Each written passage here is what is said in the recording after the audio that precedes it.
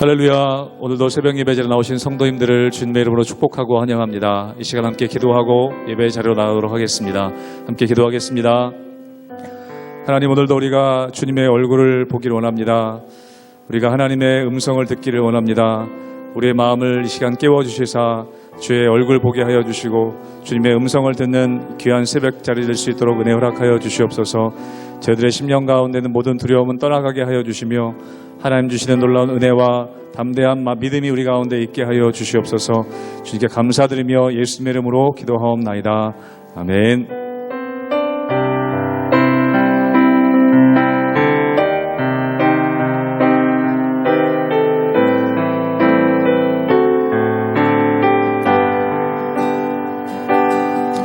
보라, 너희는 두려워 말고 보라, 너희를 인도한 나를 보라, 너희는 지치지 말고 보라, 너희를 구원한 나를 너희를 치러 적이 어디 있느냐, 너희를 억누르던 원수는 어디 있느냐. 보라, 하나님 구원을 보라, 하나님 능력을 너희를 위해서 싸우시는 주의 손을 보라, 보라, 하나님 구원을 보라, 하나님 능력을 너희를 위해서 싸우시는 주의 손을 보라, 보라, 너희는 두려워 말고 보라, 너희를 인도한 나를 보라, 너희는 지치지 말고 보라, 너희를 구원한 나를 너희를 치던 적은 어디 있느냐, 너희를 억누르던 원수는 어디 있느냐. 보라, 하나님 구원을 보라, 하나님 능력을 너희를 위해서 싸우시는 주의 손을 보라, 보라, 하나님 구원을 보라, 하나님 능력을 너희를 위해서 싸우시는 주의 손을 보라. 지존하신 주님 이름 앞에 모든 무릎 꿇고 다 경배해.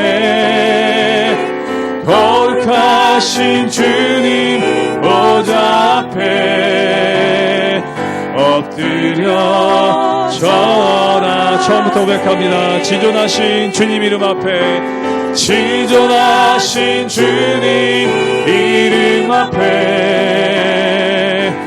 모든 무릎 꿇고 다 경배해. 거룩하신 주님 보좌 앞에 엎드려 절하세. 예수는 그리스도, 예수는 그리스도, 예수는 주, 하나님의 영으로 경배드리. 처음부터 고백하겠습니다. 지존하신 주님 이름 앞에, 지존하신 주님 이름 앞에 모든 무릎 꿇고 다 경배해. 거룩하신 주님 보좌 앞에 엎드려 절하. 우리 함께 선포하겠습니다. 예수는 그리스도, 예수는 그리스도, 예수는 주, 하나님의 영으로 경배. 한 번 더 고백합니다. 예수는 그리스도, 예수는 그리스도, 예수는 주, 예수는 주, 하나님의 영으로 경배드리리.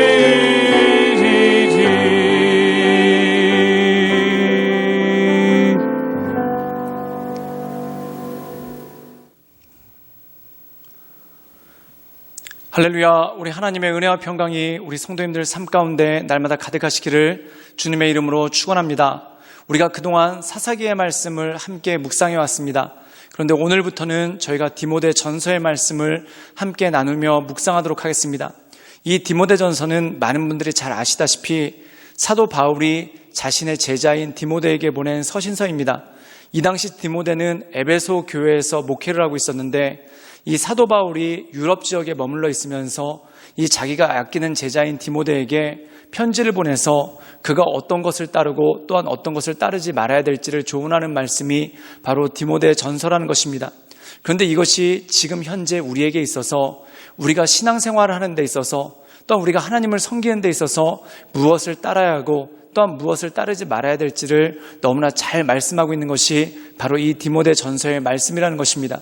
그래서 우리가 이 디모데 전서 말씀을 잘 묵상함을 통해 하나님께서 우리에게 주시는 말씀, 또한 이 시대를 살아가면서 하나님께서 가장 중요하게 여기시는 것이 무엇인지, 또한 교회를 섬기면서 또한 우리의 삶의 자리를 살아가면서 하나님께서 기뻐하시는 것이 무엇인지를 잘 깨달아 온전한 신앙 가운데 거하시는 우리 모든 성도님들 되시기를 주님의 이름으로 축원합니다. 디모데전서 1장 1절에서 11절 말씀입니다. 우리 구주 하나님과 우리의 소망이신 그리스도 예수의 명령을 따라 그리스도 예수의 사도된 바울은 믿음 안에서 참 아들 된 디모데에게 편지하노니, 하나님 아버지와 그리스도 예수 우리 주께로부터 은혜와 긍휼과 평강이 내게 있을지어다. 내가 마게도냐로 갈 때에 너를 권하여 에베소에 머물라 한 것은 어떤 사람들을 명하여 다른 교훈을 가르치지 말며 신화와 끝없는 족보에 몰두하지 말게 하려 함이라. 이런 것은 믿음 안에 있는 하나님의 경륜을 이룸보다 도리어 변론을 내는 것이라. 이 교훈의 목적은 청결한 마음과 선한 양심과 거짓이 없는 믿음에서 나오는 사랑이거늘, 사람들이 이에서 벗어나 헛된 말에 빠져 율법의 선생이 되려 하나 자기가 말하는 것이나 자기가 확증하는 것도 깨닫지 못하는도다. 그러나 율법은 사람이 그것을 적법하게만 쓰면 선한 것임을 우리는 아노라. 알 것은 이것이니 율법은 옳은 사람을 위하여 세운 것이 아니요 오직 불법한 자와 복종하지 아니하는 자와 경건하지 아니한 자와 죄인과 거룩하지 아니한 자와 망령된 자와 아버지를 죽이는 자와 어머니를 죽이는 자와 살인하는 자며 음행하는 자와 남색하는 자와 인신매매를 하는 자와 거짓말하는 자와 거짓 맹세하는 자와 기타 바른 교훈을 거스르는 자를 위함이니 이 교훈은 내게 맡기신 바 복되신 하나님의 영광의 복음을 따름이니라. 오늘 말씀 가운데 보면은 사도 바울은 에베소에서 목회하고 있는 그의 애제자인 이 디모데에게 서신을 보내서 그가 목회를 함에 있어서, 즉 교회를 섬기는 데 있어서, 또한 사람들을 말씀으로 양육하는 데 있어서 무엇을 따라야 되고 무엇을 따라야 되지 않아야 되는지를 설명하는 것이 바로 이 디모데 전서입니다. 그렇다면 사도 바울은 먼저 디모데에게 네가 따르지 말아야 될 것이 있다라고 권면하고 있습니다. 그것이 무엇이겠습니까? 우리 같이 디모데전서 1장 4절 말씀을 함께 읽도록 하겠습니다. 제가 읽겠습니다. 신하와 끝없는 족보에 몰두하지 말게 하려 함이라. 이런 것들은 믿음 안에서 있는 하나님의 경륜을 이름보다 도리어 변론을 내는 것이라. 오늘 말씀 가운데 보면은 네가 따르지 말아야 될 것이 있는데 그것이 무엇인가? 바로 신하와 족보라는 것입니다. 즉 이 신하와 족보를 다른 말로 얘기하면 일종의 전통이라는 것이죠. 사랑하는 여러분, 사람들이 모여서 공동체를 형성해 오고 또한 사람들이 모여서 뭔가를 하다 보면은 오랜 시간이 지나면서 전통이라는 것이 생성됩니다. 그런데 이 전통이 과거에는 맞았는데 또한 과거에는 우리의 신앙을 돕는데 굉장히 필요한 일이었지만 어느 순간부터 이 전통이 신앙과 무관해지고 하나님의 말씀과 무관해질 때가 있더라는 것입니다. 한 가지 예를 들자면 이 루터가 종교개혁을 할 때 천주교에서 그 당시 로마 카톨릭에서 이 교황제도라는 것이 있었습니다. 이 교황제도라는 것이 1000년 전에는 굉장히 유용한 것이었죠. 그 이유가 뭐냐면 로마 제국이 멸망하고 또한 게르만족들이 또한 이민족들이 쳐들어오면서 로마가 대혼란에 빠집니다. 즉 다시 말해서 로마 사회가 무정부 상태에 빠졌다는 것이죠.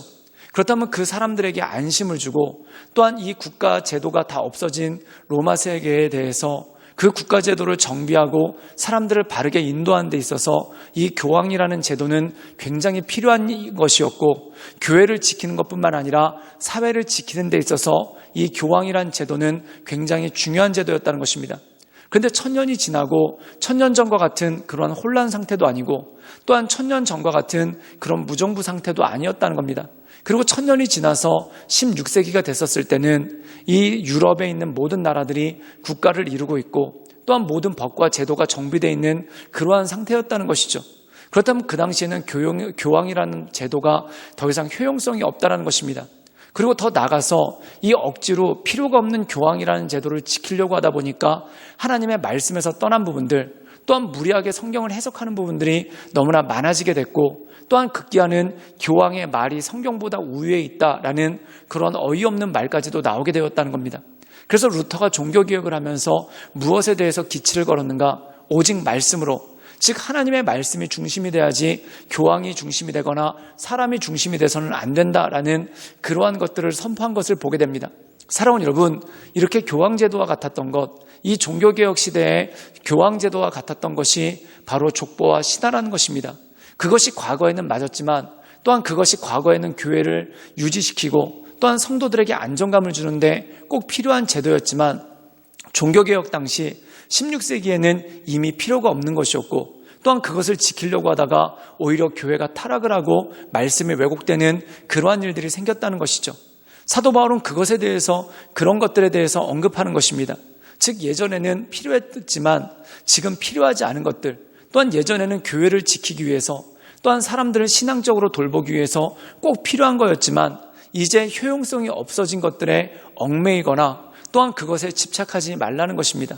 그렇다면 우리가 무엇을 붙잡고 무엇 가운데 우리의 중심을 이어나가야 되겠습니까? 우리 함께 디모데전서 1장 11절의 말씀을 읽도록 하겠습니다. 제가 읽겠습니다. 이 교훈은 내게 맡기신 바 복되신 하나님의 영광의 복음을 따름이니라. 오늘 말씀 가운데 보면은 무엇을 따라야 되는가? 이 교훈을 따르라는 것입니다. 즉 사도 바울이 디모데에게 전해주는 교훈이 있는데 그 교훈의 근거가 무엇인가? 사도 바울의 개인적인 주장이나 개인적인 말이 아니라는 것입니다. 그럼 그것이 무엇이냐면 하나님의 영광의 복음을 따름이라. 즉 복음, 하나님의 말씀, 이것이 교회의 중심이 되어야 되고 하나님의 말씀이 교회를 이끌어가는 수단이 되어야 되고 또한 하나님의 말씀이 모든 성도들이 따라야 될 목적이 되어야 된다는 것이죠. 사랑하는 여러분, 우리가 이 세상을 살다 보면은 참 많은 것들이 변화합니다. 근데 그 변화하는 것 가운데 본질을 잃어버리지 말아야 될 것이 있고 또한 우리가 지키지 말고 세상에 흘려보내야 될 것이 있는 것을 보게 됩니다. 즉 전통이라는 것은 때때로 세상의 변화함에 따라 흘려보내야 되는 것입니다. 그런데 우리가 붙잡고 놓지 말아야 될 것이 있는데 그것이 바로 복음이라는 것이죠. 때때로 우리가 실수하는 것 중에 하나가 바로 이것입니다. 전통을 붙잡자가 복음을 잃어버릴 때가 참 많다는 것입니다. 그러므로 우리가 온전하게 지켜야 되는 복음이 무엇인지 또한 주님께서 우리에게 기뻐하시는 복음의 진리가 무엇인지를 깨닫고 날마다 이 복음의 말씀 가운데 굳건하게 살아가시는 우리 모든 성도님들 되시기를 주님의 이름으로 축원합니다. 함께 기도하시겠습니다. 늘 언제나 살아서 역사하신 주님, 우리가 복음의 진리 가운데 굳게 서서 하나님의 말씀만을 붙잡으며 하나님의 인도하심 따라 그 온전하심 따라 날마다 나가는 믿음의 사람이 될 수 있도록 주님 이끌어 주시옵소서. 하나님, 흘려보내도 되는 전통을 붙잡으려다가 복음을 놓치지 않도록 주님 도와주시며 하나님 복음을 붙잡고 복음의 말씀 가운데 날마다 굳건히 살아갈 수 있도록 주여 도와주시고 주님 인도하여 주시옵소서. 예수님의 이름으로 감사하며 기도드리옵나이다. 아멘.